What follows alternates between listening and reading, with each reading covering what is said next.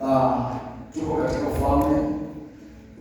katika ufalme na nikazungumza kuna ufalme aina mbili, kuna ufalme wa Mungu na ufalme wa Shetani, na nikasema mwanadamu ako katikati kufanya kazi kwa ufalme huu au kufanya kazi kwa ufalme mwingine.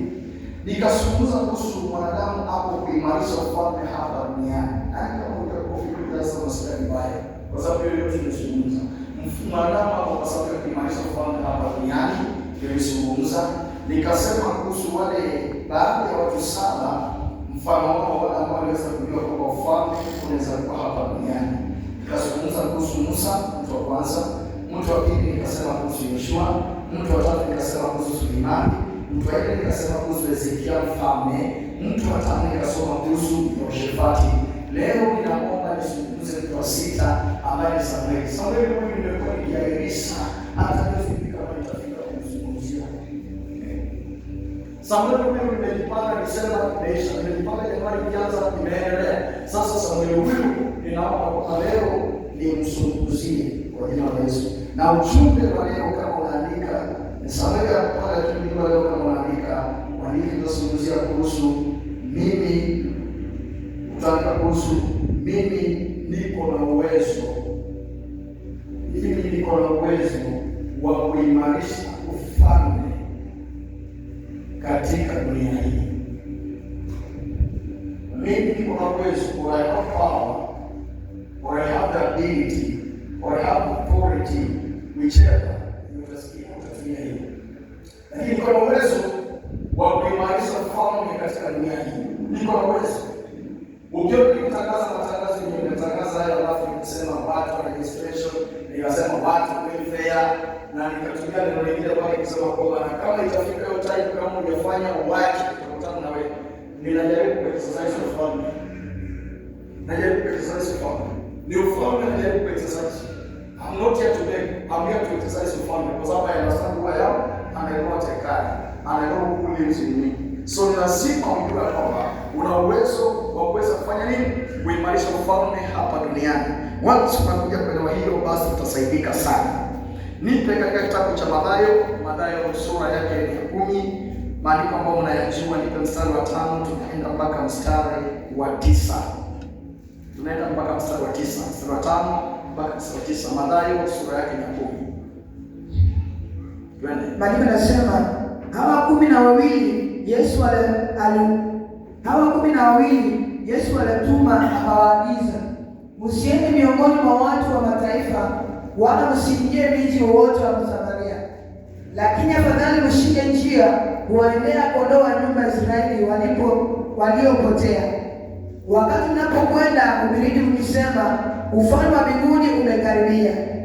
Ponyeni wagonjwa, fufueni wafu, takaseni wenye ukoma, toeni pepo wachafu, mmepata bure, toeni bure. Msichukue dhahabu wala fedha wala shaba kwenye mifuko vyenu. Sasa tunaanza na nyuma ndio turudi juu. Tunaanza na nyuma tukirudi juu. Tunaanza chini tukirudi juu.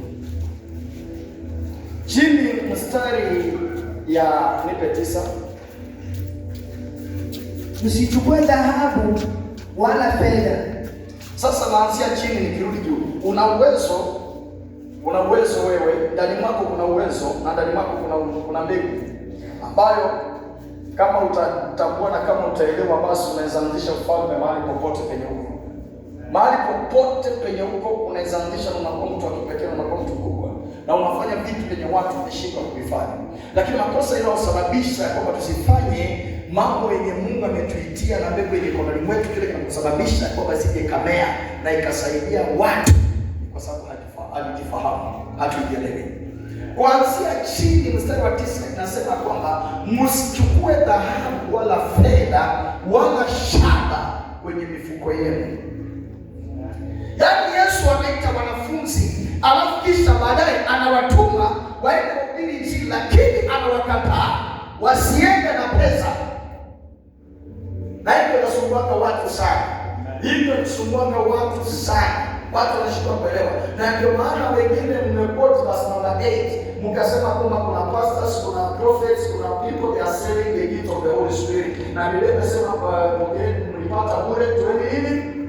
Sasa mimi nataka kuuliza na akili yako timamu kabisa kama inafanya kazi. Kama mstari wa 9 amesema Yesu mwenyewe, msichukue dhahabu wala fedha wala shaba kwenye mfuko yenu. Sasa watu watahubiri wakiwa na magari.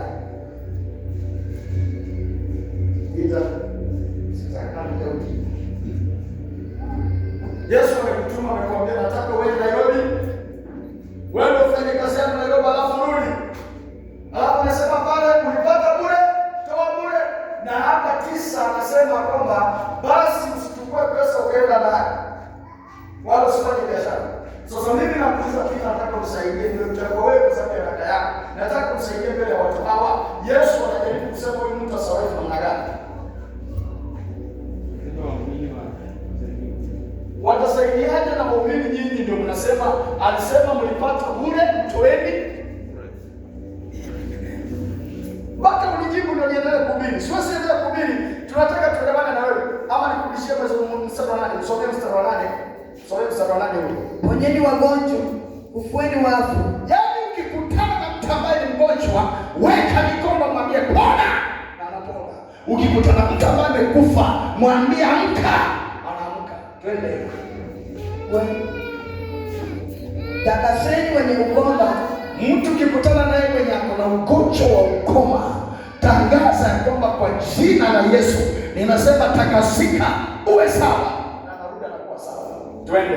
Toeni pepo wachafu. Ukikutana mtu ambaye ana mapepo, naomba kwa jina la Yesu ninawaamuru kama wote na zinatoka. Twende. Mmepata bure, toeni bure. Mmepata bure, hamjalipia. Tena mkifika kwa watu hawa msilipie. Msilipe, toeni bure. Washirika unapenda hapo sana. Sasa namba 9 anasema namna gani? Usichukue dhahabu wala fedha wala shaba kwenye mifuko vyenu. Sasa Peter bado anarudi kwa mpaka unijibu. Yesu amesema hivyo tufanye hiyo kazi. Na amesema tusichukue pesa wala shaba wala mali yoyote. Tuende vile tulivyo. Sasa anataka tukae namna gani? Tunaanzia kusoma ni preview, utaelewa. Ukipata hiyo mtihani utaelewa kweli. Na utazungua. Kazi ya Mungu itakuwa rahisi sana kwa wewe. Kazi ya Mungu itakuwa rahisi. Bado mwalimu yeye anaangalia ujibu.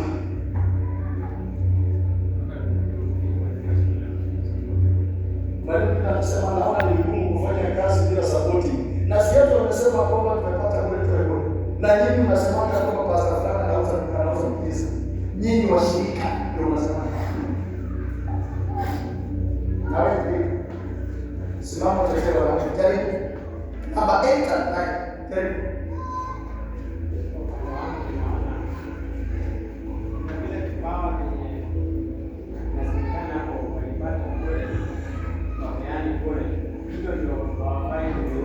Vipo kama gani?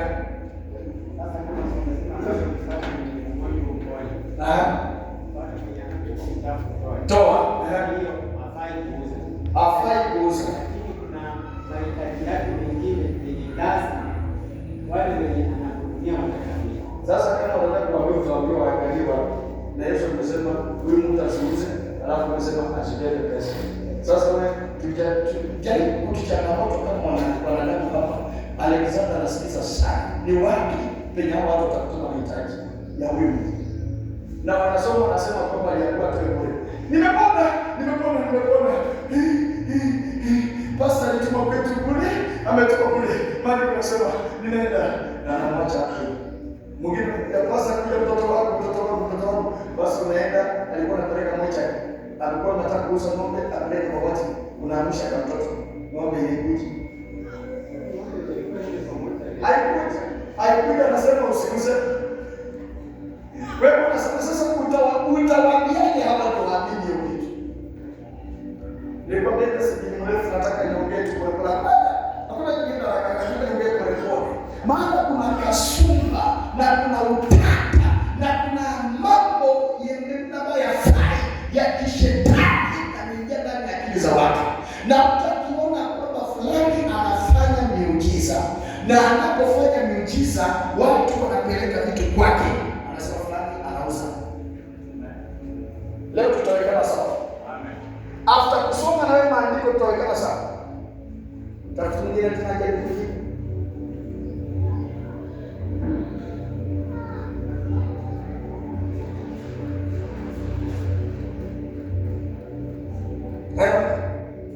Hiyo maandiko mingi hayo tutaweza kutumia na nani. Hizo vitu ambavyo nimetajwa pale, amesema toeni kule, tulipata kule, toeni kule. Alafu hapa chini amesema kwamba msibebe pesa, msibebe kitu chochote, msiende na chochote kile.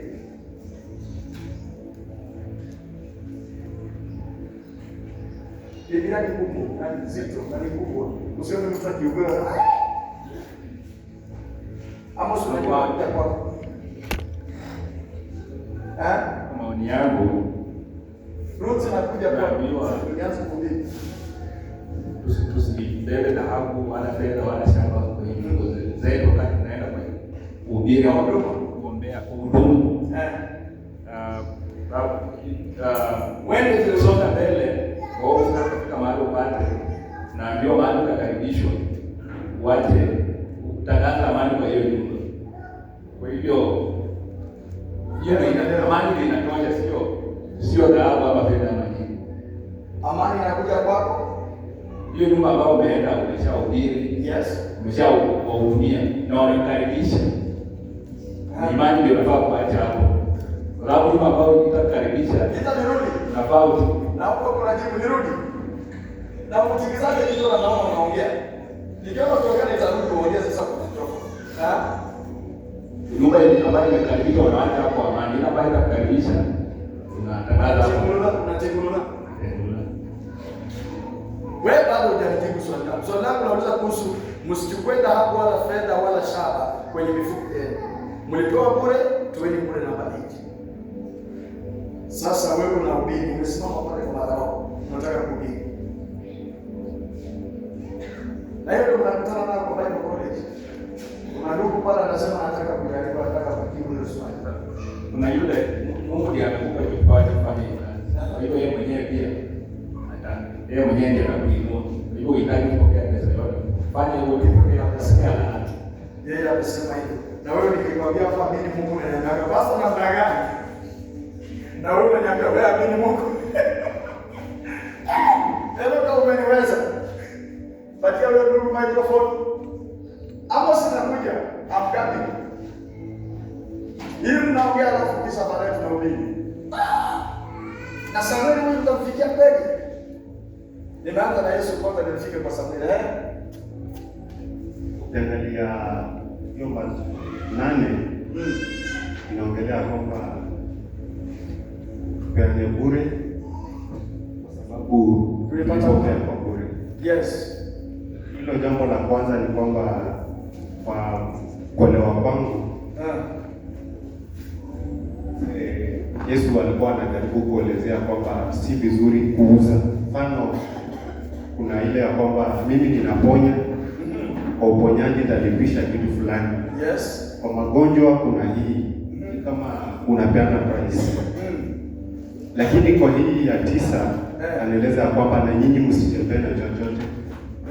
So kulingana na mimi naona ya kwamba hakutaka Yesu alitaka wafahamu ya kwamba si fedha na mali, pesa zinasababisha haya yote yatendeke, lakini yeye anapeana huo uwezo wa kila kitu. Si pesa ndio zitasababisha watu wapone, ni ile neema ambayo sasa ukiwacha pesa na uache fedha na uende ukomoe nyumba, utalipa namna gani hiyo nyumba?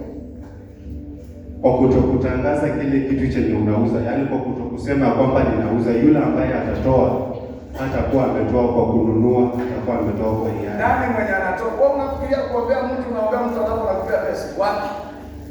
Wapi? Nani anakuambia huyu mtu anaweza toa? Huyu mtu hawezi toa. Ukitaka tuende kwa Biblia, tunaingia kwa Biblia. Yesu aliponya Bartimayo kipofu. Bartimayo alipatia nini Yesu? Yesu aliamsha mtoto wa Yairo miaka 12. Yairo maandiko yanasema alimpea nini?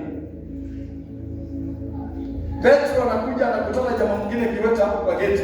Anaangalia Petro, Biblia inasema nataka pesa. Petro anamwambia hiyo ni Acts of Apostles chapter number 3. Petro anamwambia fedha na dhahabu hatuna, lakini tulicho nacho kupatia kwa jina la Yesu Kristo. Nyanyuka na usimame na uende. Na Biblia inasema tiwa nguvu akatoka akaenda. Sasa nataka ndugu nisaidie, nyumba utalipaje renti?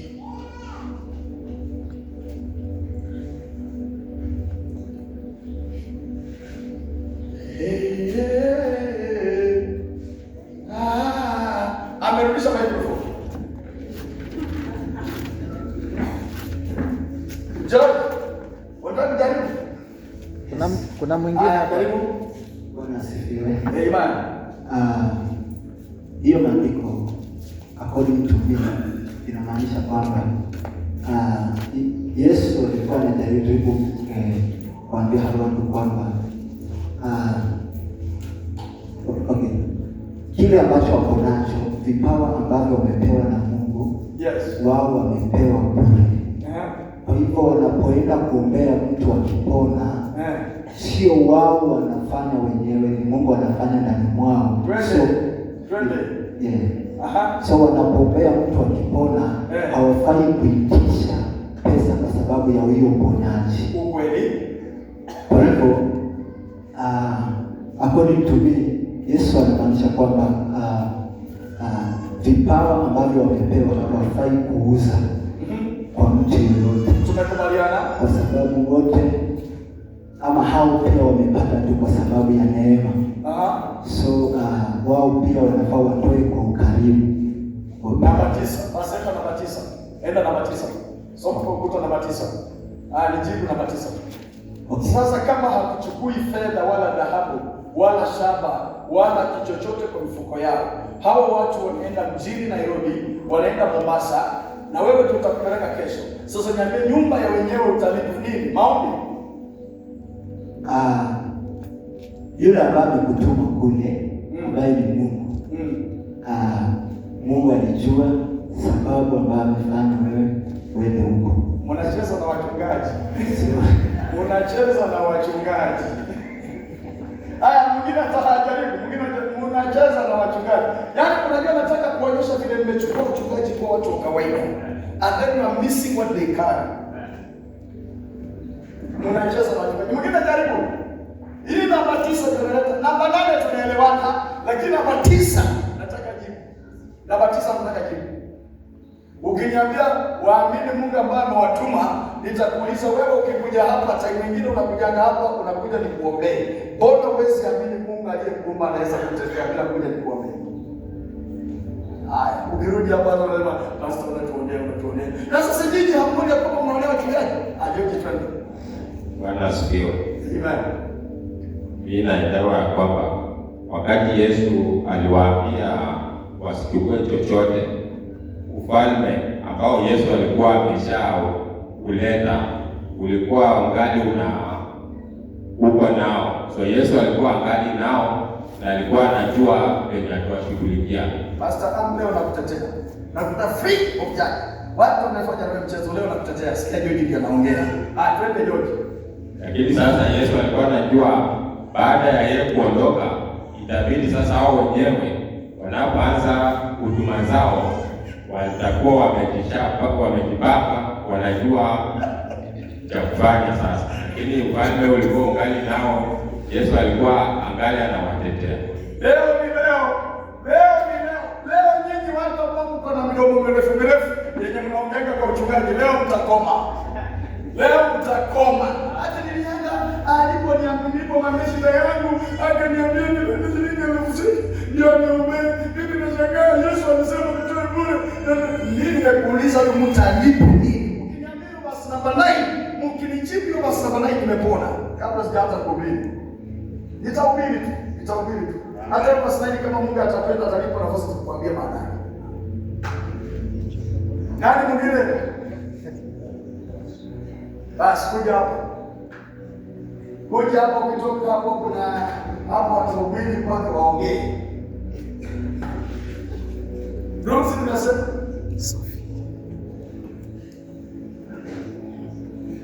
Rumsi mpaka utajibu hili. Praise God Church. Amen. Praise God also. Amen. Hapo akisema ati msichukue dhahabu wala fedha, lakini kikuja tukiangalia ile Google of Malaki wanasema that pelekeni Thanksgiving, kuna tithe na kuna offering. Pigieni huyo tena makofi. Tumemaliza. Kitima imeisha. Kama unapiga makofi Bwana. Swagia Yesu makofi. Thank you very much. Dear sister, kitima imeisha. Sasa wandugu, chagueni Biblia. Wacha kusema roho Bwana tusaidia. Mungu ataonekania mchungaji. Hapana. Biblia iko live. Tutafika kwa hizo leo. Haya, sasa tuanze. Mimi nakustari kwenye Biblia kusoma Biblia. Biblia mnachelewa sana. Hawa 12 Yesu aliwatuma akawaagiza. Hawa 12 Yesu aliwatuma na kisha akawapa maagizo. Msiende miongoni mwa watu wa mataifa. Wala msiingie mji wowote wa Samaria. Lakini afadhali mshike njia waendea kuondoa nyumba ya Israeli waliopotea. Narudi tena kwa watu wa Mungu. Kwa nini Yesu anatuma wanafunzi wake na anawaambia specifically msiende kwa huyo, msiende kwa yule, lakini nendeni huyo. Ruth au umejibu sasa tunakuja. Nataka Ruth akuwe mhubiri by fire, by force, by power. Amen. Ruth atakuwa mhubiri by fire, by thunder. Yaani tunalazimisha Ruth kuwa mhubiri. Au 12 Yesu aliwatuma akawapatia maagizo. Kiingereza unasemaje? Maagizo unasemaje Kiingereza? He commanded. Ama si command? You can imagine commanding somebody. Unaweza imagine Yesu anampita unajua the command. Wewe umekuwa kwa scout unajua mambo ya command. So ukiniona hapa usifikiri kwa hapa mchezo, nimekomandiwa na my commander. Commando. Yesu ndiye commando. Mimi si hapa kupiga story. Nimekomandiwa, kazi ninafanya nimekomandiwa.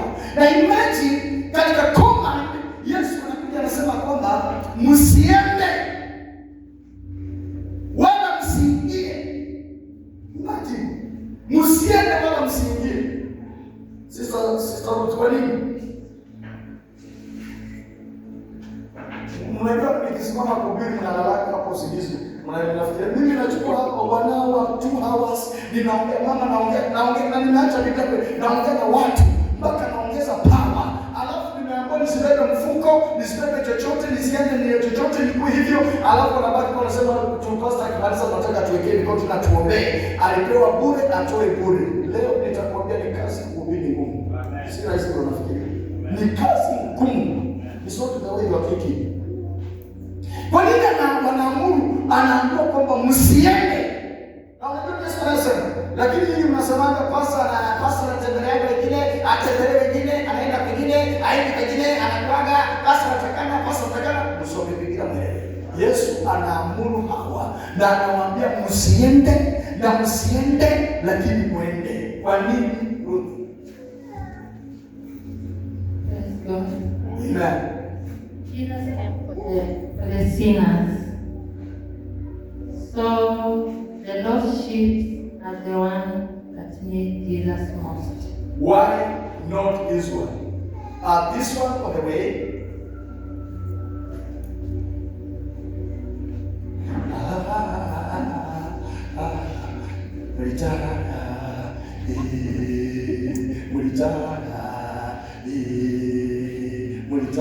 Mwache kusumbua waimbaji. Sasa mwimbaji anang'ang'ana, Hii mmekaa tu hapo kazi yetu kungoja kulitara.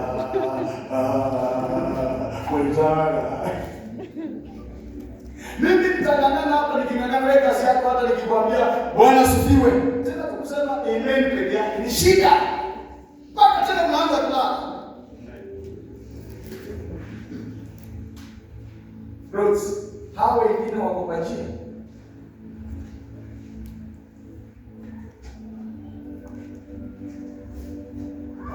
Anasema Mungu saidie askasi mbaya. Ninaomba kisa kubwa ilifunike kwa dakika chache alafu inatoka baadaye. Wewe sijamu moja.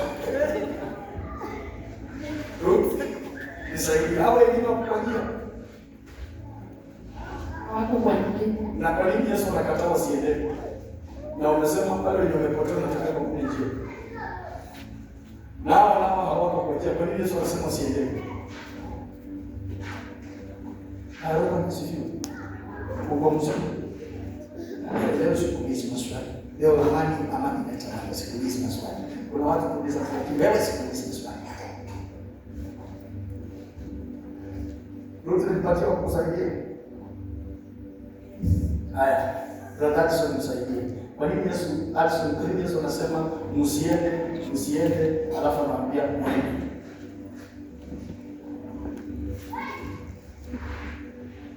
Wewe ninaona kuna jibu.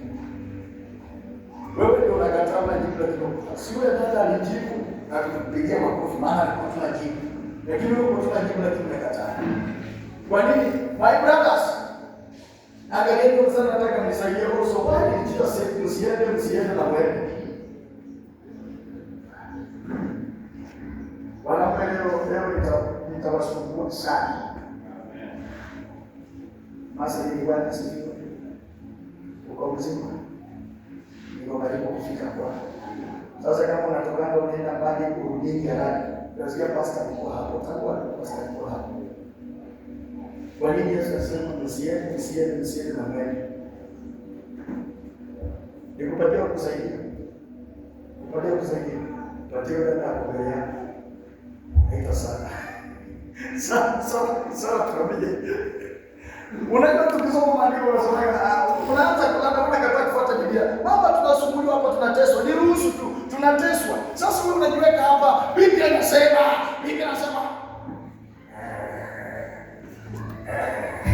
na unang'ang'ana na unatafuta Bwana ulete ufunuo ili utapate ufunuo. Mwenyewe analala. Ana haja na ufunuo yako. Na kumbe ajui na tena analala. Amen. Asifiwe. Amen. Mimi naamini kwamba wale ambao Yesu anazungumza kwamba wasielewe, huo haukuwa wakati wao. Lakini hao wenye anaambiwa kwamba waelewe ilikuwa wakati wao wa kuombolewa. Wale wenye wanasema waelewe ni wakati wao wa kuombolewa. Hao wenye wanasema wasielewe haikuwa wakati wao. Patia mwenyewe sijapata. Steve, unataka kusema? Unatimiza kitu namna gani? Okay. Twende. Bwana akipenda tusema. Bwana akisema akipenda tusema. So, hawa 12 Yesu aliwatuma akawaagiza, ukumbuke ni maagizo, ni command them. Anawaambia kwamba msiende miongoni mwa watu wa mataifa. Nisiwapate mmeenda katika watu wa mataifa. Kwa nini Yesu akakataa kwamba wasiende katika watu wa mataifa? Jambo la pili, Yesu akasema msiende wala msiingie katika mji wowote wa Wasamaria. Kwa nini? Jibu liko hapa, ila niruhusu kwamba sitachimba ndani. Jibu liko hapa. Number 1, mataifa ni watu ambao walikuwa wanaabudu sanamu na walikuwa wako na miungu zao na hawana haja na Mungu wa mbinguni. Kwa mataifa ndio kulikuwa na Mungu wa jua kwenye Abraham alitoka, Mungu wa mwezi, Mungu wa nyota na vitu kama hivyo. So hawakuwa na haja. Kuna watu ambao ukienda kuhubiria Injili kama wanajua hawakuangi na haja na kile chenye umebeba. Naongea kuhusu ufalme. Ndio nimekwambia nataka nisungumza kwamba nina uwezo wa kuweza kuimarisha ufalme hapa duniani. So Yesu alikuwa anawatuma as one of the people under me. Alisema alikuwa George, if I'm not wrong. George akasema ufalme wake ulikuwa ndani ya wanafunzi na akawatuma. So kama wangeenda kwa mataifa wangekwazika, kwa sababu mataifa walikuwa ni watu ambao wanafuata miungu na hawana haja na Mungu mwingine. Walikuwa na miungu yao. mpaka mataifa hawa. Mtu ambaye anakuja anaitwa kwa mataifa anaitwa Paul. Paul anaitwa, ukienda katika kitabu cha Wagalatia 2, Paul anatumwa kwa mataifa. Mwito wa Paul ulikuwa mataifa, mwito wa Paul haukuwa Wayahudi, ilikuwa ya mataifa. Paul anapoenda kwa mataifa, in the book of Acts of Apostles chapter number 17, ukiangalia chapter number 17 kama Biblia yako ya Kiingereza, utapata pale mstari ambao umeandikwa to a known God. Paulo akiwa na ubiri kwa mataifa alikutana na watu wako na kanisa na Mungu wao wameandika kwa kanisa lao, we worship a known God. Paulo akaingia akamwambia kwamba mimi sijakuja kuongea Mungu ambaye hamjui, nimekuja kuongea kuhusu Mungu anayejulikana ni mataifa. Nimetoka, ninaingia katika Samaria because of the time. Wasamaria Yesu anakataa wasiende kule kwa sababu babu na nyanya mkubwa wa Samaria aliyewaletea shida anaitwa Ahab, na mke wake alikuwa anaitwa nani? Jezebel.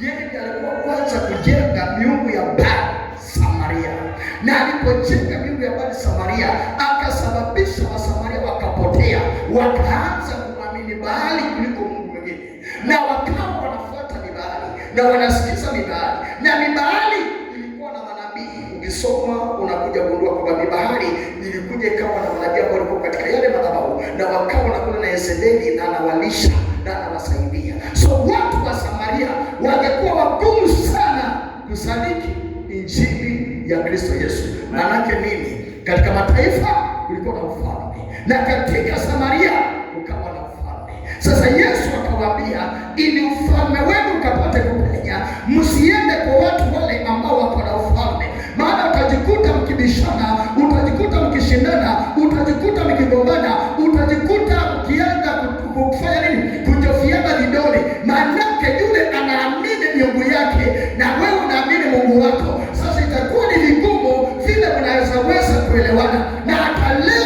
tunapohubiri kuna watu sugu wanaoamini katika deliverance, na ukiwaambia unataka kuongea nao injili na waambie umetoka SDA wanakataa. Ukweli na uongo. Sasa hao watu hatunao na haja. Jibu lenye unaona hapa chini, the reason why mlifail, kama mngepata hii mngepata ile chini. In the book of Malachi, Mungu alikuwa anazungumza, in the book of Leviticus, Mungu alikuwa anazungumza vile watu wanaochunga madhabahu vile wanavyotaka waishi. Alikuwa ameshasema na mipaka kama ameiweka. Lakini watu wanaenda kuabudu walipofika na wametoka kule na miungu za kigeni, wametoka kule na mafundisho ya kigeni, walipoingia kanisani wakaanza kuleta siasa na kusumbua. Some of you are not good givers, but unachunga kila shilingi ya wenyewe. Some of you are not good givers, but shilingi ya mwenyewe unaichunga sana. Na kuongea kwa wachungaji mnajua sana, but not good givers. Nyinyi ndio watu ambao wametoka Samaria, wamekuja na miungu ya kigeni. Kuna watu wametoka kwa mataifa, wamekuja na miungu ya kigeni, wameingia katika nyumba ya Wayahudi. So now wamecorrupt neno, wamecorrupt injili, wanatafuta mstari kama tumesoma ambao anasema mlipokea bure nanyi toeni bure, ndio wamebaki na Samaria. Ndio kwenye John chapter number 4, ndio yule mwanamke alikuwa ametokea, yule mwanamke aliyekuja kuchota maji, yule mwanamke alikuwa anaenda kanisani, yule mwanamke alikuwa mwombezi, yule mwanamke alikuwa anajua mambo na unabii, alikuwa anafanya vyote, lakini usherati hakuacha. Ndio maana maandiko yanasema Yesu alipomtuma aje na mume wake akamwambia sina mume, Yesu akamwambia umesema kweli, wewe una mume, umekuwa na wanaume mpaka 5 na hakuna aliyewako. Akamwambia Yesu, ninaona wewe ni kama nabii, lakini sisi tunaabudu milimani. Unanipata vizuri? So Samaria ni watu ambao walikuwa na ufalme. Mataifa ni yale ambayo walikuwa na ufalme. So kile kinasababisha Yesu anafika mahali anasema kwamba mlipata bure, toeni bure, ni kwa sababu kuna watu ambao watakula nao. Kuna wale Mungu atafanyia miujiza na kuna wale Mungu hatafanyia miujiza. Kuna yule ambaye nitaomba na yeye anapata uponyaji immediately, hata akiondoka anaambia watu nimepona. Kuna mwingine nikihubiri, nikiwa tunazungumza mambo ya Mungu, anasikia na anakuwa na imani, na hapo hapo Mungu anamponya. Lakini mwingine nitaomba na yeye mpaka nichukue mafuta nimpake na haponi. Amen. Ni hapo. Ni hapo. Ni hapo. Amen. Ukitaka kuelewa chenye nasema haraka, hicho kitabu kimoja kabla sijatoka hapo, hicho kitabu kimoja nipatie mstari wa 40. Kitabu hicho kimoja nipatie mstari wa 40. Mathayo yote nipatie mstari wa 40. Mtu yeyote atakayewapokea ninyi atakuwa amenipokea mimi. Unasikia? Sasa ndugu zangu, kama mngesoma mteremke chini mtapata jibu. Mtu yeyote atakayewapokea amenipokea mimi. Twende sasa. Atakuwa amepokea yeye aliyenituma. Twende.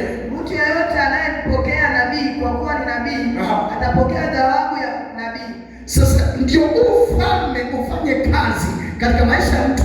Ni lazima wakati unapopokea mtu wa Mungu, mwangalie katika jicho lingine. Usimwangalie kama mtu wa kawaida, lakini ukamwangalia kama mtu wa kawaida. Ufalme ule ambao umekuja nao wa kuponya, wa kukemea mapepo, wa kukilinzi wenye ukoma, watakosa kutakasika, watakosa kusonga. Kwa sababu gani? Wamepokea huyu mtu kama mtu wa kawaida, and yet mtu huyu anabeba ufalme. Amen.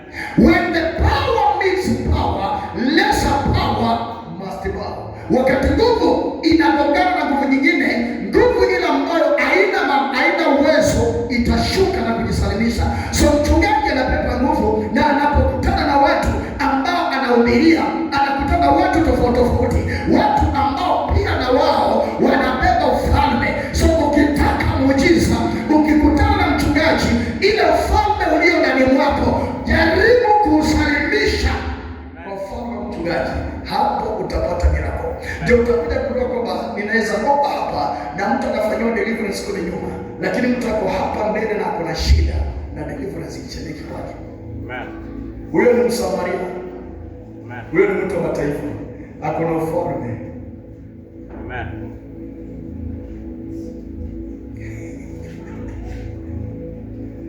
So Yesu akasema namna gani? Akasema atakaye pokea nabii, kwa sababu nabii atapokea thawabu ya nabii. Twende. Naye mtu anayempokea mwenye haki kwa kuwa ni mwenye haki, atapokea thawabu ya mwenye haki. Twende.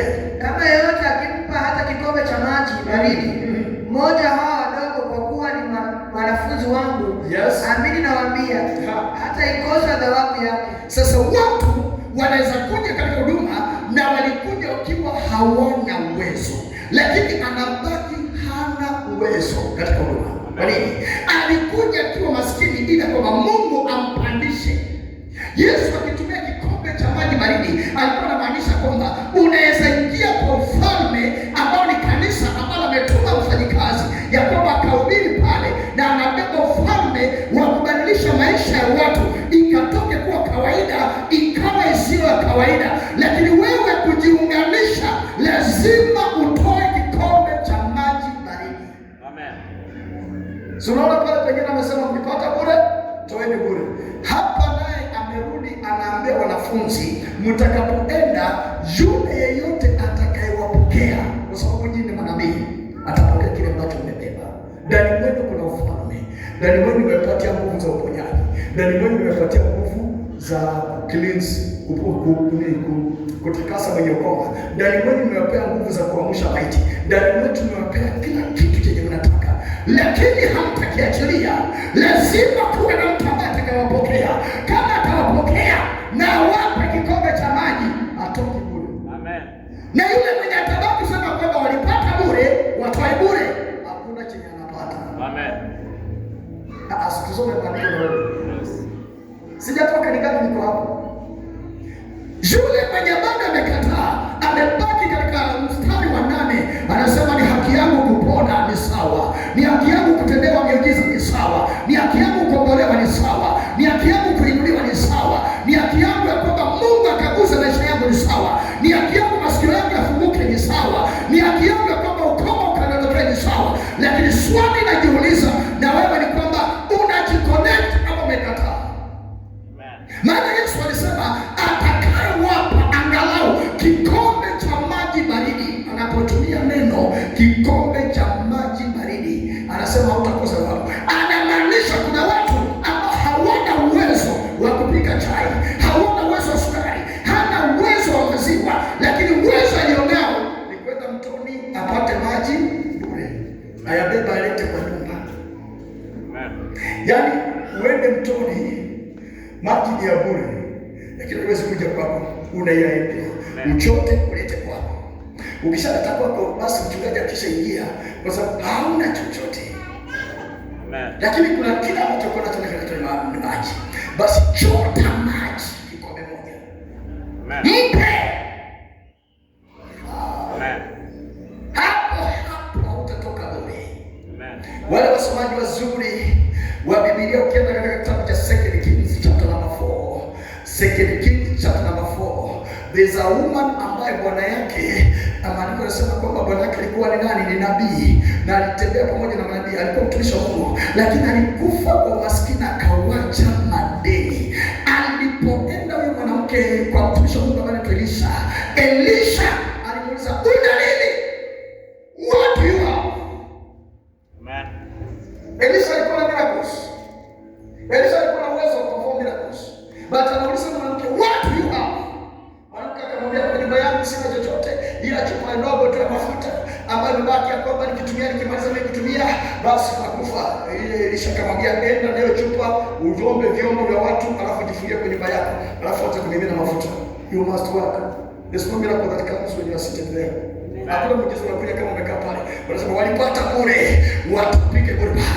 Walipata bure, waachie bure. Hakuna.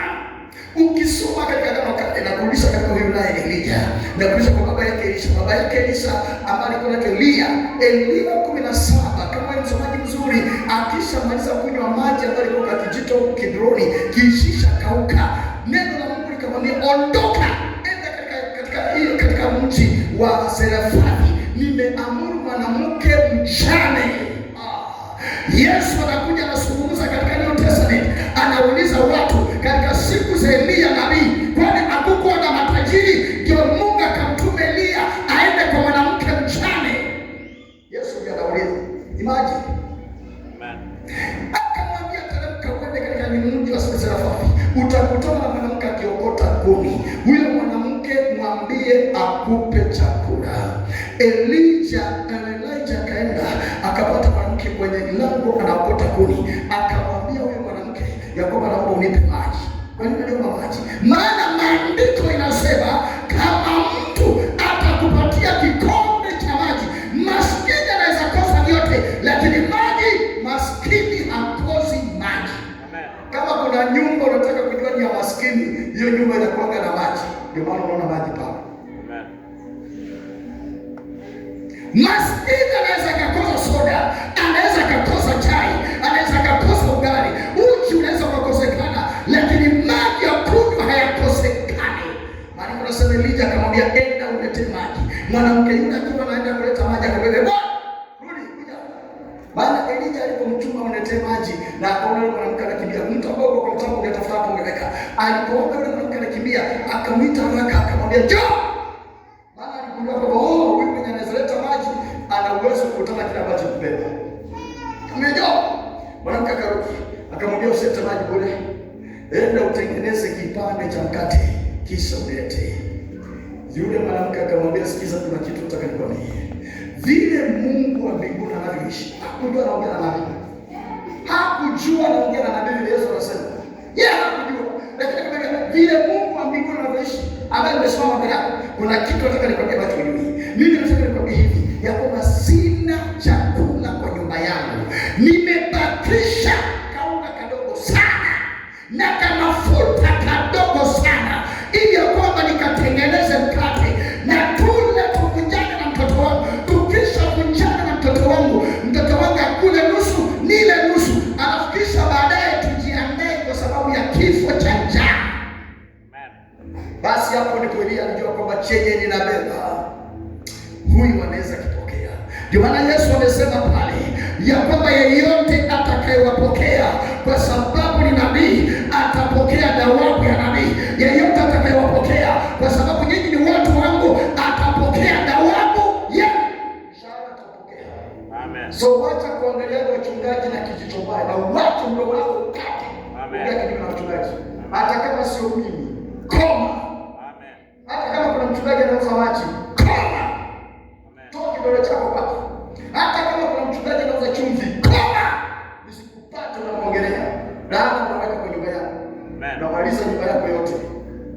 Mchungaji anaweza katumwa akaenda akahubiria watu ambao si wana wa nyumba ya Israeli waliopotea, lakini akakutana na Wasamaria. Ole wake mchungaji ambaye anaweza kutana na mataifa au Wasamaria. Injili yako nayo, lakini kitu kitamaliza mchungaji ni njaa. Lakini kipata nyumba ya Bwana wa Israeli ambao wamepotea, wala kiwafundisha watajiunganisha. Maana nyumba ya Israeli kumefundishwa katika Leviticus ya kwamba mchungaji analishwa na watu. Nyumba ya Israeli kumefundishwa katika Malaki ya kwamba ulete zaka kamili. Nyumba ya Israeli kumefundishwa katika kitabu cha Nehemia, kitabu cha Ezra, wakafundishwa katika Kumbukumbu la Torati, wakafundishwa katika Kutoka, wakafundishwa katika kitabu cha Hesabu. Wanajua mambo haya ya kwamba nyumba ya Israeli haihangaiki na shughuli mtu. Inatambua kwamba mtu ambaye anahubiri ni mtu ambaye anabeba ufalme. Mchungaji ni mtu ambaye kuna ufalme ndani mwake, si mtu wa kawaida. Mungu anakaa ndani ya mchungaji, na nikitaka niinuliwe lazima nipate mchungaji. Nikitaka nibarikiwe lazima nipate mchungaji. Nikitaka niende mbele lazima nipate mchungaji. Hiyo ni nyumba ya Israeli iliyopotea. Shida ambayo inafanya makanisa imekauka, imejaa na Wasamaria. Shida ambayo inafanya makanisa isiende mbele, imejaa na mataifa. Shida ambayo inafanya makanisa isiweze kuinuka, Wasamaria wamejaa. Ninaomba kwa jina la Yesu ya kwamba Mungu ukatusaidie, ukalete watu waliopotea wa nyumba ya Israeli, ambao wameshikwa kwenye mapango, ambao wameshikwa kwenye milima, ambao wameshikwa kwenye mito, ambao maji yamefunika. Tuomba waachiliwe. Wakiingia kwa nyumba wanajua kile cha kufanya. Ndio sababu Yesu akawaambia, msiende kwenye mataifa, wala msiingie kwa nyumba yoyote ya Msamaria. Amen. Bali endeni katika wale wa nyumba ya Israeli, lakini wamepotea. Wanaelewa. Msibebe pesa, wanaelewa unahitaji pesa. Msibebe chakula, wale wa nyumba ya Israeli wanaelewa unataka chakula. Amen. Lakini Wasamaria hawajui.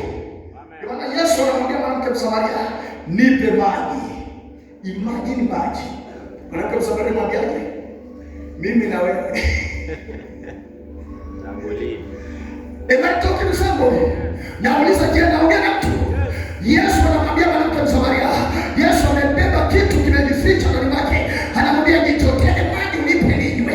Mwanamke Msamaria anamwangalia Yesu, anamwambia Yesu, Wasamaria na Wayahudi wana mapatano gani? Hasiwezi nikakuchotea maji.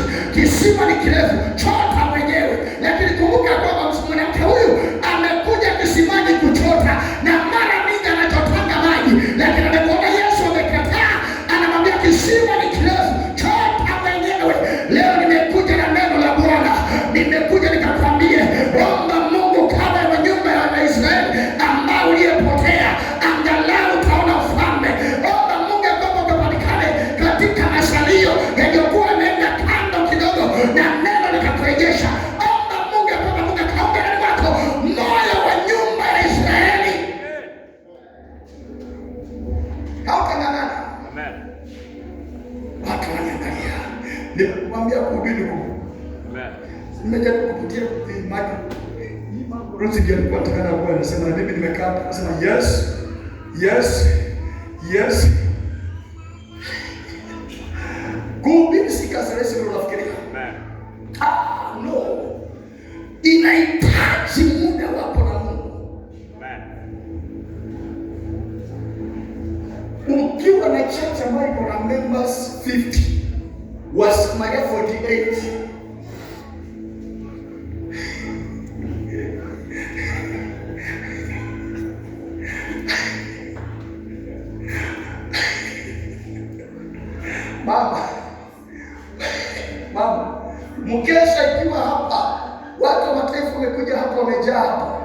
Ndio niliambia Francis, unaweza kosa kujua kwa nini kwambia uende utoe carpet. Unaweza kosa kuelewa, nilikwambia toa carpet yetu usiweke. Maana hiyo siku ya kesho at first Wasamaria hapa na mataifa wengi. Amen. Lakini Wayahudi ndio utabaki ukiumia. Masamaria wanakuja kuharibu, watu wa mataifa wanakuja kuharibu, alafu wanafanya nini? Amen. Tunacheza nini? Ninaona mbali.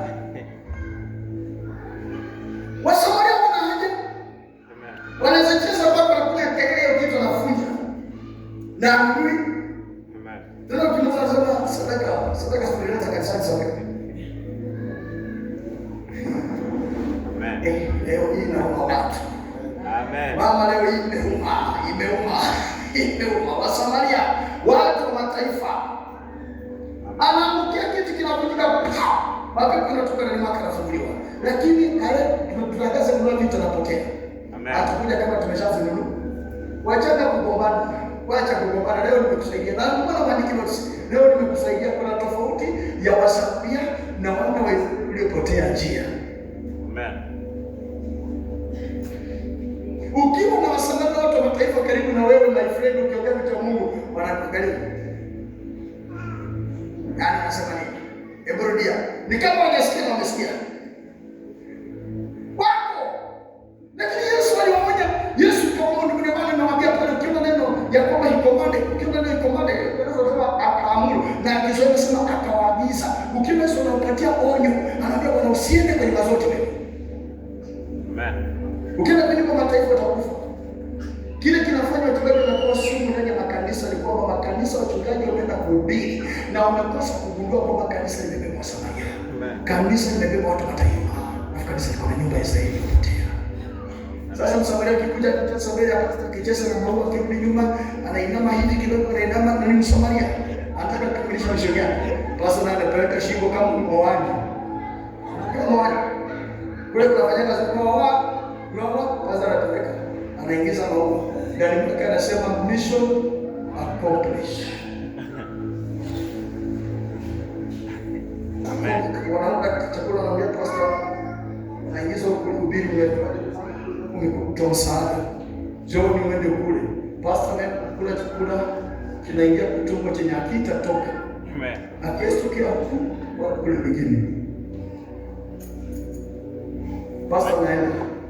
Waisraeli ndio wanalia kanisa kulia kweli. Sasa pastor ameuawa, huyo ameuawa, huyo amepita na yeye. Lakini mataifa na Wasamaria wanakubali mwenye kufanya nani? Mwenye kufanya sio kama kufanya. So ufupi Yesu aliwaonya, akawaambia mkienda kwa nyumba ya Msamaria malizwe shauri yenu. Mkienda kwa nyumba ya mtu wa mataifa na wamalize shauri yenu. Mimi sikuwatuma kwa nyumba ya Msamaria, sikuwatuma kwa nyumba ya mataifa. Nimewatuma kwa nyumba ya wana wa Israeli waliopotea. The church is quiet. Amen.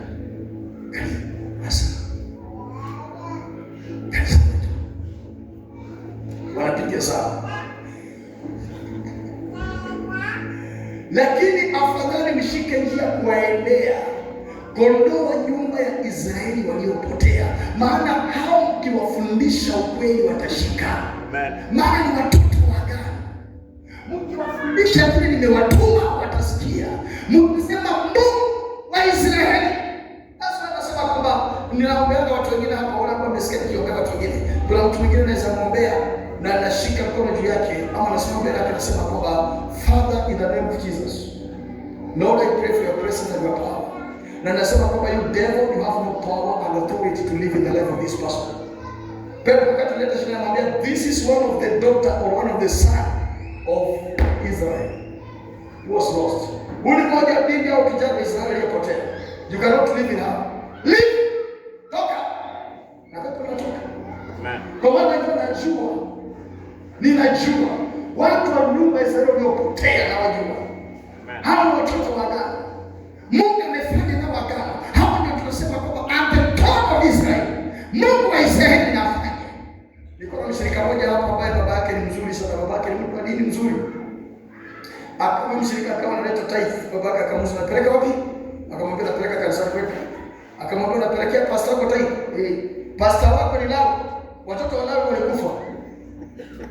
Enda uliza pasta wako watoto wako. Sio niambia pasta wako ni mnyonge. Anasema mnyonge. Sasa wanyonge na Lawi wanakutana wapi? Akakuja na taifa akaniambia baba nikuunganisha pia taifa na tulikuwa na watoto wa Lawi, sio wanyonge. The man knows the scripture. Amen. That's why sihubiri kwa sababu ya injili sio wanyonge. Na sihubiri kusema my ancestors, my forefathers, my house, the house of my father. Babu yangu alisema, nasema Yesu anasema. Kwa sababu gani? Yesu ni Mungu. Amen. So mimi nimefanyika mchungaji kwa sababu ya Mungu na kwa sababu ya Yesu Kristo ambaye ni Mungu. Amen. So I'm speaking what I'm speaking. Amen. Haya soka kidogo, soka kidogo. Soka kidogo, soka kidogo, soka kidogo. Twende kidogo. Wakati unapokwenda kurudi ukisema ufalme wa mbinguni umekaribia. Kabla haujafika kuponya mtu. Kabla haujafika kufanya miujiza. Na watu wakawaambia mnapofika kwao fungueni mdomo wenu na mwanze kusema mambo ya mbinguni na mwanze kuambia kwamba ufalme wa mbinguni umekaribia. Neno umekaribia ni kwamba haujafika na uona hapa.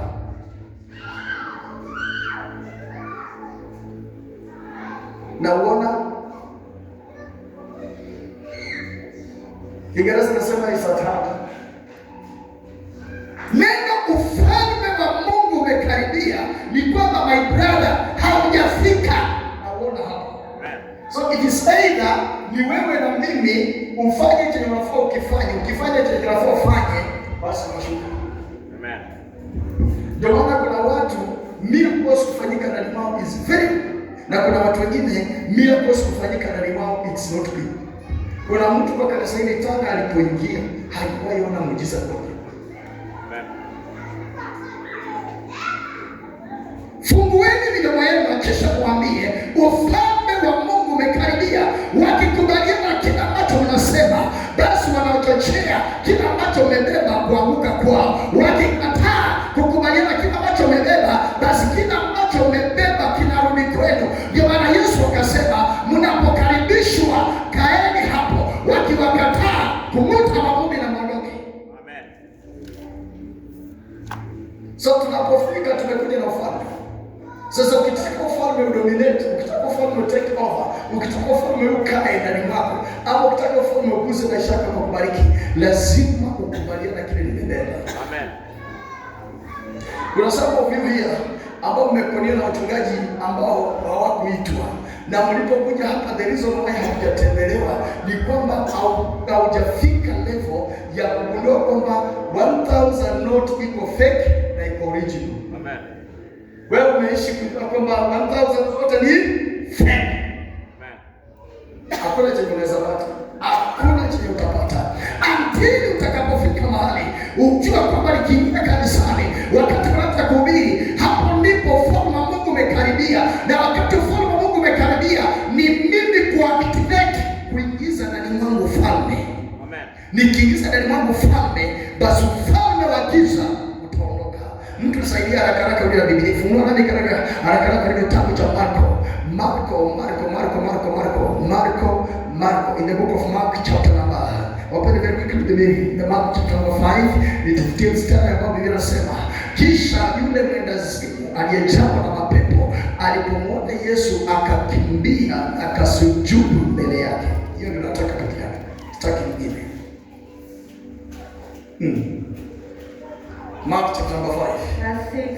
Na alipomwona Yesu kwa mbali, alipiga mbio akamsujudia. Listen to this. Huyu ni mtu ambaye alikuwa anaishi makaburini, mtu ambaye amejawa na ufalme wa giza. Yesu anamwambia endeni, nimewapa bure, toeni bure. Endeni mkakemee mapepo, endeni mkaponye wagonjwa. Hatuponyi kila mtu, tunaponya yule ambaye anakubali kwamba tuna kitu. Tunaponya yule ambaye anakubali tuna ufalme. Ukikubali tuna ufalme, hata nikifika kwenye yako hivi vitu vinafanyika. Amen. Lakini kama wewe ni mtu wa mataifa, kama wewe ni Msamaria, ninaingia kwa nyumba yako nikae kiti, nimalize mpaka nikae chini kwa floor, nimalize tena nilale kwa floor kidogo, nitoke, nisimame kule hapa. Amen. Kuna siku moja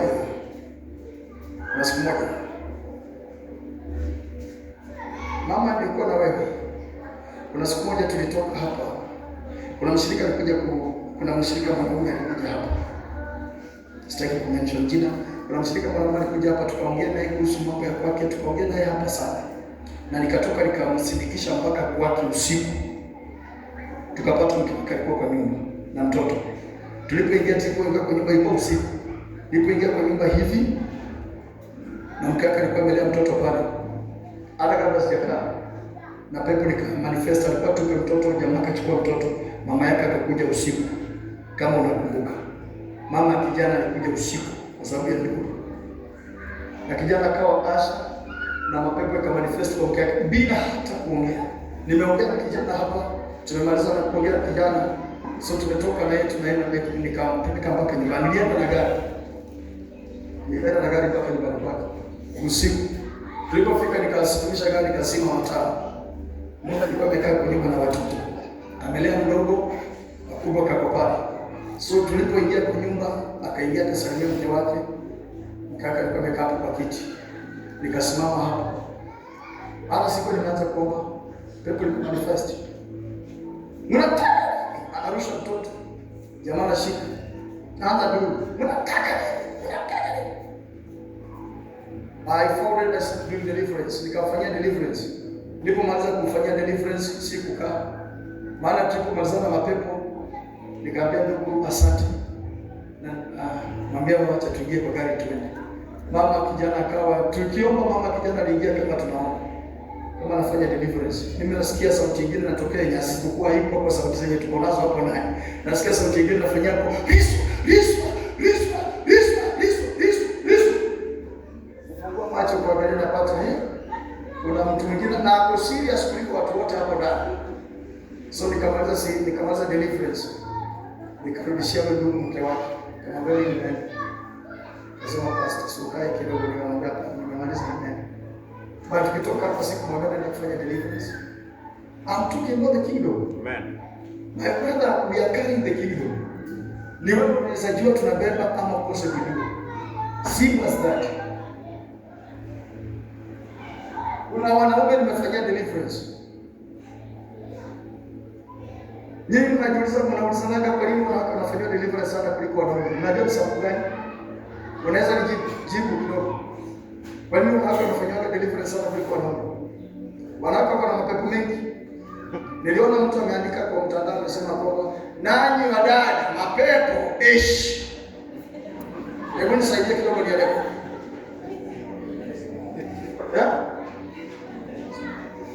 Wanaume na zamani. Unafanya watu wanacheka. Wanaume wa zamani. Kile kinafanya wanakana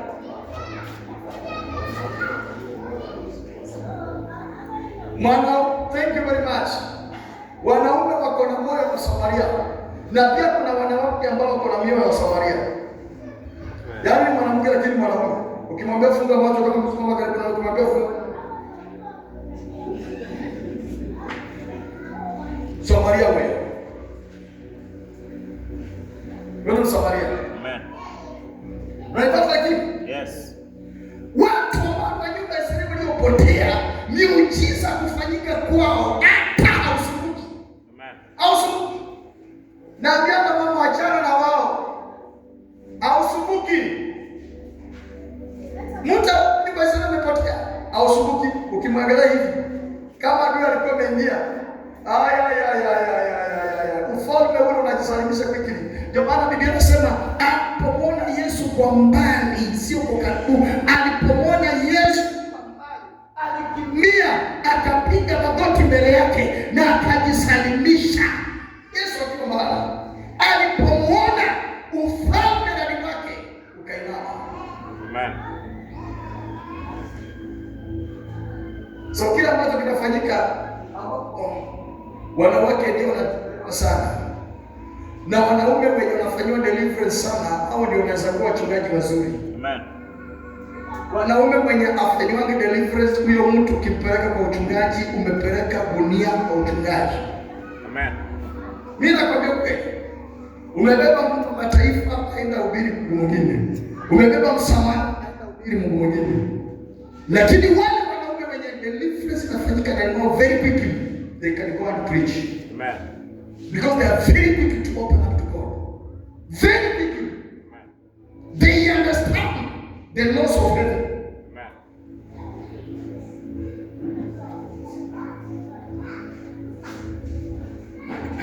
Amen. Amen.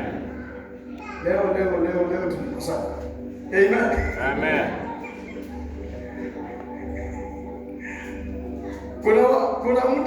Kuna mtu alikuja tukutana naye kwa church. Baada akaniambia, Pastor, nimesikia ukihubiri, nataka nikuje unifanyie deliverance. Nikamwambia nikufanyie deliverance. Nafanyaga ni Mungu ndiye anafanyaga watu deliverance, sio mimi. Basi nilikuwa nikuje, nikamwambia hata usikuje. Unasumbua. Amen. Niliona Msamaria. Tunaongea kuhusu Kalidao, nimeongeza mwingine sasa Msamaria. Msamaria na mtu wa mataifa. Mungu hataki hivyo. Lakini kanisani wao kanisani wametulia. Amen. Kazi yao kupiga meza. Atuendelee dini. Sema. Ponyeni wagonjwa. Fufueni wafu. Takaseni wenye ukoma. Toeni pepo wachafu. Mumepata bure. Toeni bure. Let me tell you the truth. Kwa ukweli ambao kuna uongo ndani. Usipoelewa kwamba tunabeba ufalme, nataka nikwambia kwamba kile tunabeba hautakipokea. Amen. Tutarudi nacho. Amen. Amen. Amen. Amen. Amen. Mama, nakumbuka kuna mtoto tuliombea. Aliyekuwa amezimia na amekufa, tukaomba akaamuka. Walipotoka hapo wazazi wakafika nyumbani. Na jirani ndiye alikuwa anafanya. Yaani wamepiga siku kakufa. Walipoenda wazazi wakafika nyumbani, jirani akatokea kufenza akasema, "Unaenda. Nimetumia ndio wasiwasi." Wakati alisema tunaenda wasiwasi tena kadogo kameana.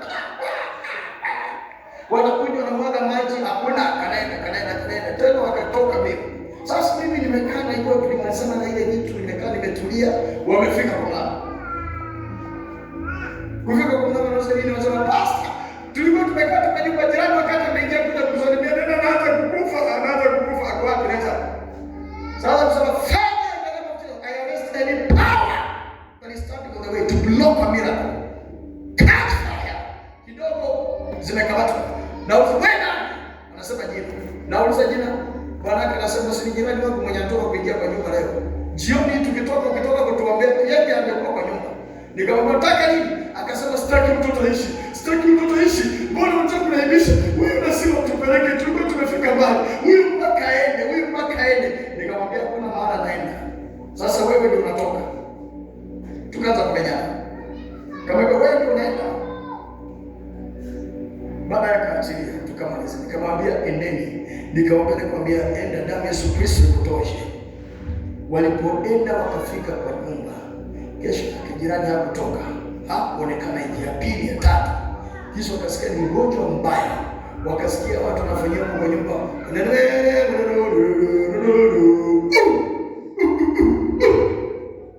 Mwanaelewa sio mwendaga huko? Wakanipigia simu wakaniambia, "Pastor, ameleta watu." Na watu wanasema Mungu atasikia wazazi tunasema, nikasema wekeni simu kwa hiyo masikio yako vizuri. Ita mke wako soga hapo karibu, nikasema, "I silence and mute every demonic voice." Ni ufalme. Amen. Ni ufalme. Si kitu kingine, ni ufalme. I command the air to be cool. Ikawa cool. Amen. Na ikaisha ndoto iko mkuu. Amen. Hatuki mbali kidogo. Ufalme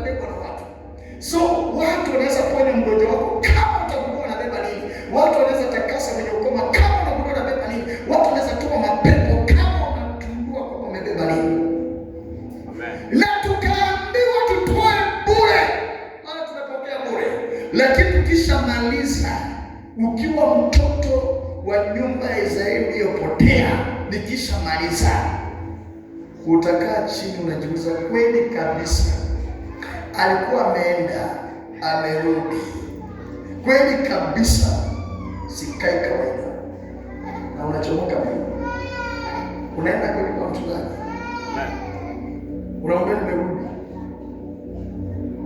Yesu anasema katika Luka, akaponya wenye ukoma 10. Mmoja mtu gani? Mtu gani? Wale mnasoma Biblia alikuwa anatoka kwa ukoo gani? Watu wasome Biblia kweli. Watu wasome Biblia. Alikuwa anatoka kwa ukoo gani? Msamaria.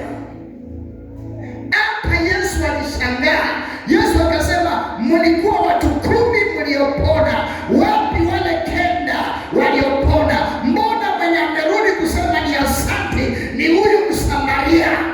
Yesu alishangaa. Alishangaa. Msamaria anarudi na wale 9 wanaenda wanapotea. Amen. Hata Yesu alishangaa. Kama ni msomaji mzuri wa Biblia utakuja kugundua Biblia inasema Yesu akauliza, je, hawakupona 10? Wapi wale 9? Imekuwaje yule ambaye amerudi ni huyu Msamaria? Amen. Asikia. Niwaambie kitu. Kuna watu wananishangazaga hapa ndani ya kanisa. Tukichapa maombi, tukisema funga macho, vizuri. Na kuona wacha kuangalia. Hapana. Lakini ikifika kufanya vitu wanafanya. Na wale wanasema funga macho, ila mikono hawafanyi. Mpaka nashangaa what is not happening. But the Lord came and the Lord told me, a Samaritan woman came back. Amen. But the others ambao Yesu alikusudia watakuja, naye alipotea. Kuna mtu amefika hapo? Iko kwa Luka? Amen. Unaweza sasa nyingine tunataka kuonyesha hivi vitu ndio nikikuongeleza unajua kama naongea ukweli. Iko kwa Luka. Msamaria akarudi. Wale 9 wakapotea. 9 watu ambao walikuwa tukani. Pole mtafiki.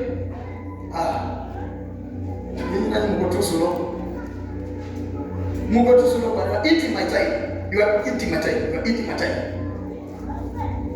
Sasa tunataka tena nipande kwa madhabahu na kwa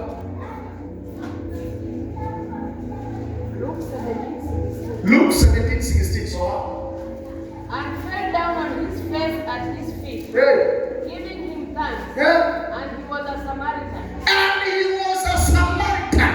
Unajua tena mingine ukiongea mambo watu wanakuelewa wasema hii hapana. And he was a Samaritan. Hata Yesu akashangaa. Soma hapo chini ndio Yesu akashangaa. Alishangaa Yesu. So Jesus answered and said, were there not 10 priests? Were they not 10? But where are the 9? Where are the 9? Where are the 9? Yaani Yesu alikuwa Msamaria amerudi. Yesu Msamaria. Watu wenye wako na miungu. Amerejea kusema asante.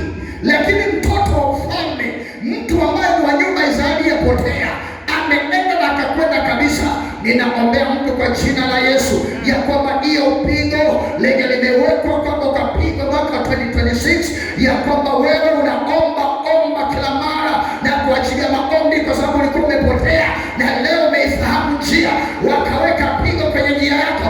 Ninakuombea kwa jina la Yesu ya kwamba utapigwa na hilo pigo, ya kwamba utaguswa na hilo pigo, ya kwamba utasongeshwa na hilo pigo, watayapanda mapigo yatawarudia wenyewe, wataweka mamina yatadunga wao, wataweka mitego itanasa wao. Wewe ni mwana wa ufalme, wewe ni ile tu ulikuwa umepotea, ulikuwa tu umepotea, lakini Yesu akakurejesha. Ashukuriwe Bwana maana amekurejesha, na mimi nakuombea kwa jina la Yesu ukakifanya chenye ulileta kufanya hiyo miaka yenye wanakata ya kwamba kaondoke kabla haujafanya kile Bwana amekutoa kufanya. Ninaikanusha, haitakataliwa, haitaondolewa, haitabadilishwa. Miaka yako utaishi yote na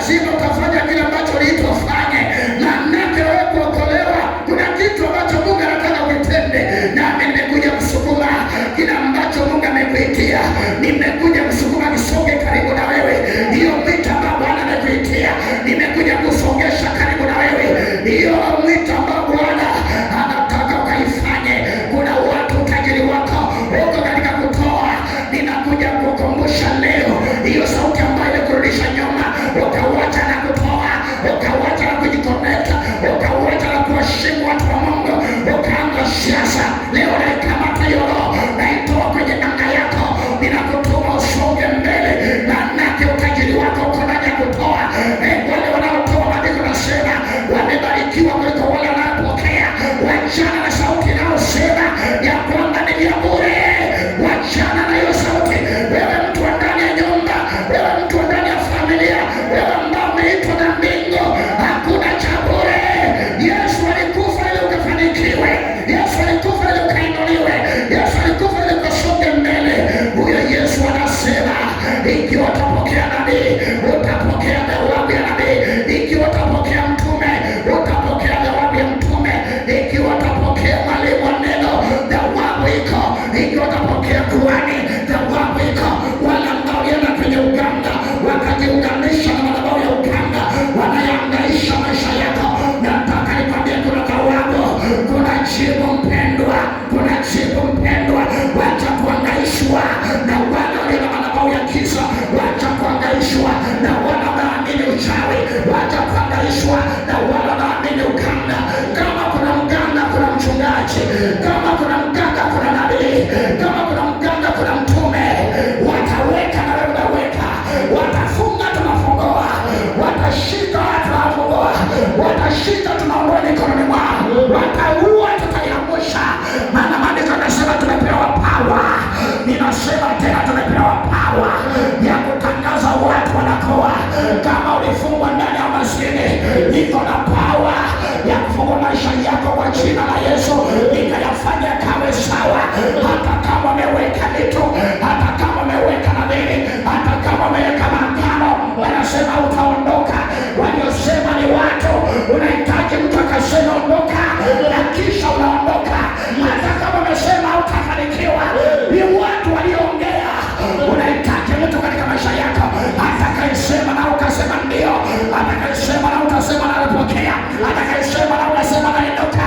Huyo ndio mtu ambao unaomba, akiingia maisha yanabadilika, akiingia maisha yanaenda mbele, akiingia maisha yanasonga. Leo nimesimama kwa kutangaza hiyo nchi ambayo amekufunga ndani, hiyo boma ambayo amekufunga ndani, hiyo njia ambayo amekufunga ndani, leo utapita hapo hapo na hakuna chenye kitakamata.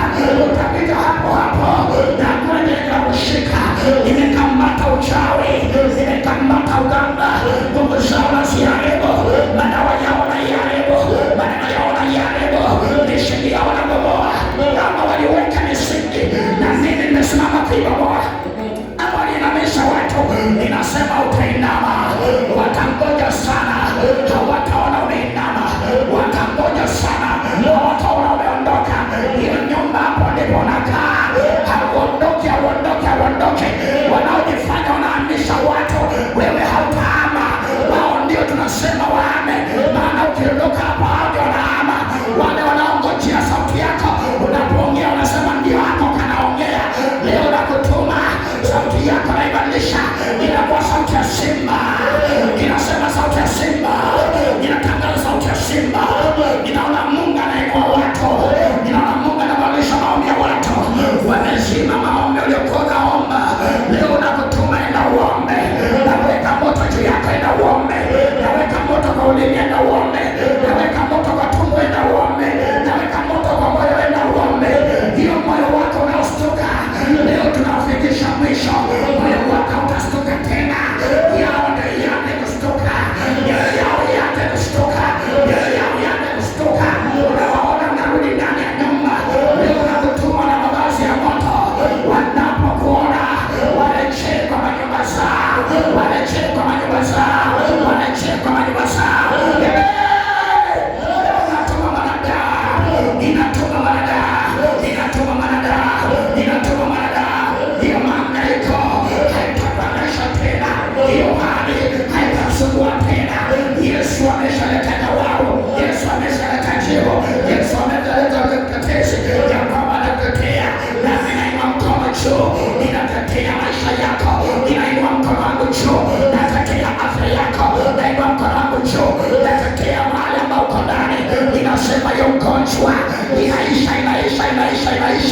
inaisha, inaisha, inaisha. Hiyo ugonjwa lazima, walinena ugonjwa ikaanza, walipiga madhabahu ya giza na ugonjwa ikakushika. Leo ninasema kwa jina la Yesu ya kwamba hiyo imeisha, hiyo imekoma, hiyo imekoma, hiyo imekoma, hiyo imekoma, hiyo imekoma, hiyo imekoma, hiyo imekoma. Hiyo hali ambayo imekausha ya kwamba usije ukawa na pesa, leo natamka neno juu ya madhabahu, maana maandiko yanasema ya kwamba Paulo akasema tunaonekana tuna fedha, tunaonekana tuna dhahabu, lakini tunawafanya watu wengi wawe matajiri.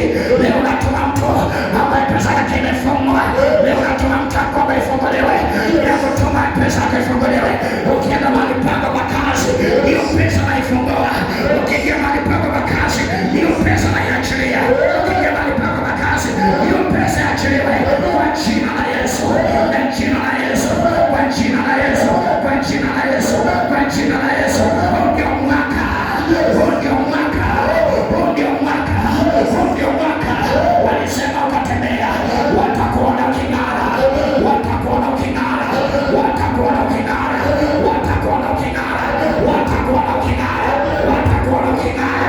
Hiyo matambara ambao umekubalisha leo tunayaweka moto, tunamtoa kwa matambara, wakuone makao uking'ara, wakautang'ara, wakautang'ara, wakautang'ara, wakautang'ara, wakautang'ara, wakautang'ara.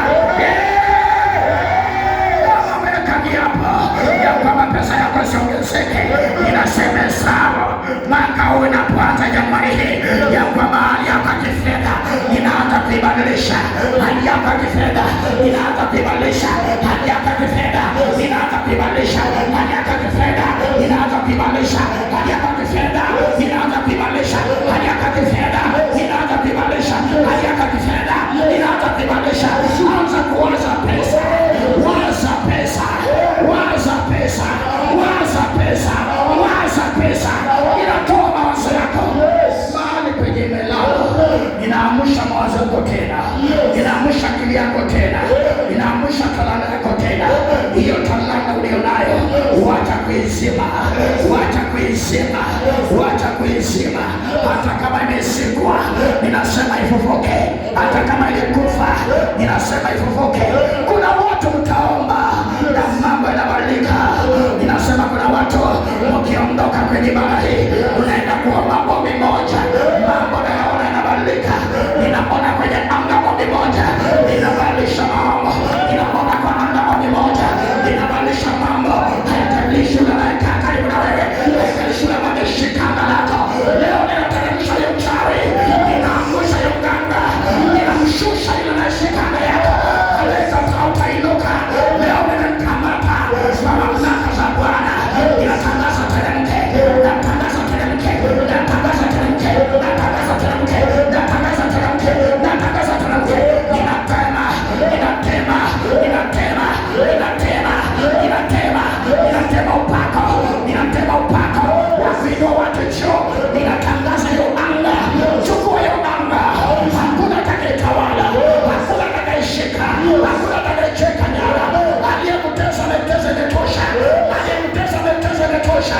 Ninasema una ufalme. Ninapokuangalia ninaona ufalme ndani yako. Mbona unateseka na una ufalme? Mbona mapepo yanamtisha na una ufalme? Mbona waganga wanamtisha na una ufalme? Mbona wachawi wanamtisha na una ufalme? Leo nimetumwa na Bwana, ninaamsha hiyo ufalme. Funga macho yako. Kuna watu watatu, kuna watu watatu ninaona anga yao imefinyiliwa muda mrefu. Leo unapasua, nakwambia unapasua. Ninaongea, naona nguvu za Mungu zinakushukia. Ninaona moto mkubwa wa Bwana unakushukia. Ninaona moto mkubwa wa Bwana unakushukia. Ninaona uwezo wa Bwana unakushukia. Kuna watu watatu, hizo nguvu zile karibu na wewe ndio hizo zinatoka. Father, in the name of Jesus, I turn against these powers. Ninapiga hizi nguvu, ninaangusha hizo falme. Amuka. Watatu ndio hao manifest.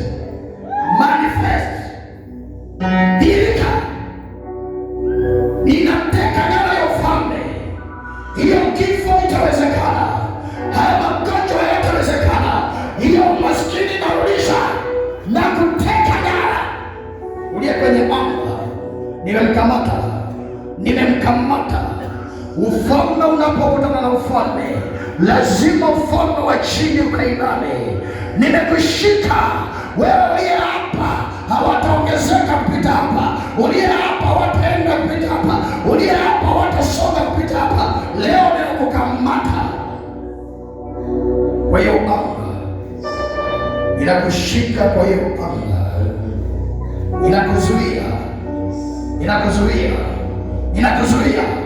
inakuzuia. Toka kwa hiyo anga, ondoka kwa hiyo anga, achilia hiyo anga haraka, iache haraka, achilia hiyo anga, toka. Ninapumua moto kwa hiyo anga ambayo imekaliwa. Ninaona kuna mwanamume ameketi kwa anga na kibuyu na ameketi na kisanda ya damu. Napumua moto hapo. Toka kwa hiyo anga, iache. Chenye ulifunga na kifungua. Ufalme wako na weka chini, na kanyaga ufalme wako, na ubonda ufalme wako, na ubonda ufalme wako, na ubonda ufalme wako, na uvunja hiyo ufalme. Wewe mama, umetesa watu metosha. Leo nakukamata. Vile mwanaume ameshikwa hivyo nakushika kwa jina la Yesu. Hiyo ufalme nauangusha.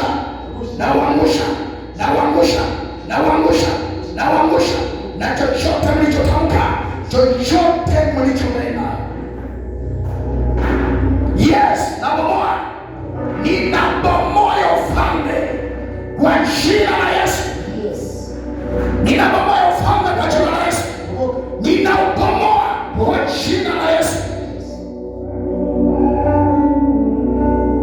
Wewe Msamaria,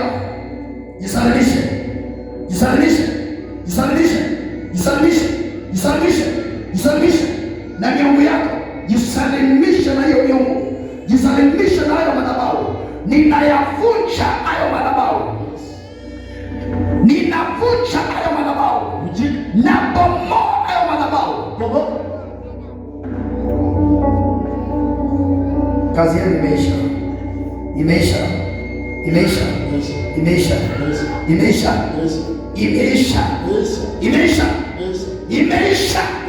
Ninaleta kazi yenu kwa mwisho.